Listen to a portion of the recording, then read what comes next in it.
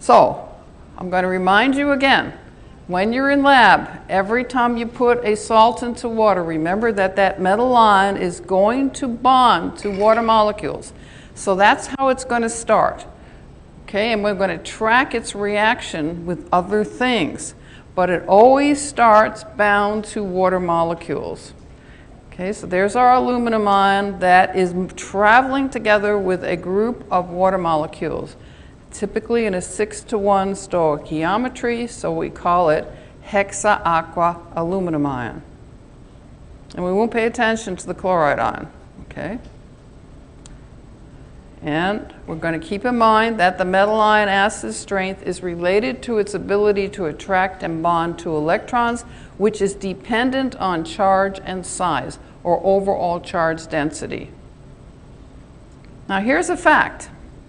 If a metal ion is capable of forming a strong bond with water molecules, if a metal ion can form a strong bond with water molecules, that the bonds within the water molecule, the OH bonds, are going to be weakened because the electrons are going to be pulled towards the metal, and that's going to make the hydrogens in the water molecule even more electron deficient. And here's how we get an acid created in water solution.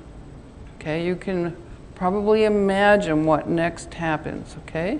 So, repeat, the protons on the water molecules that are bonded to the metal ion, in this case aluminum, are really electron deficient because we have this powerful plus highly charged metal ion pulling all the electrons towards the center of this complex ion and away from the outer protons in the water molecule.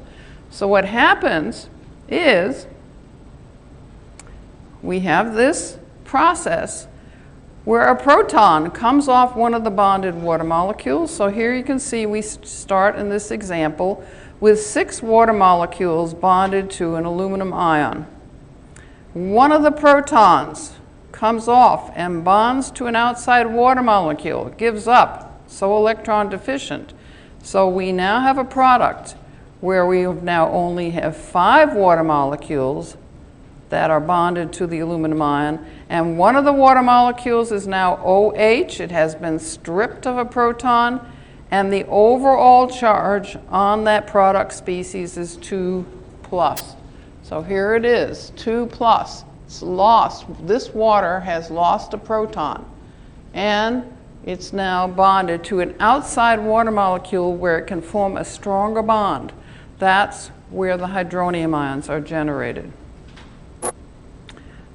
Now, with some aluminum ions, more than one proton comes off, and we get lots of hydronium ions generated.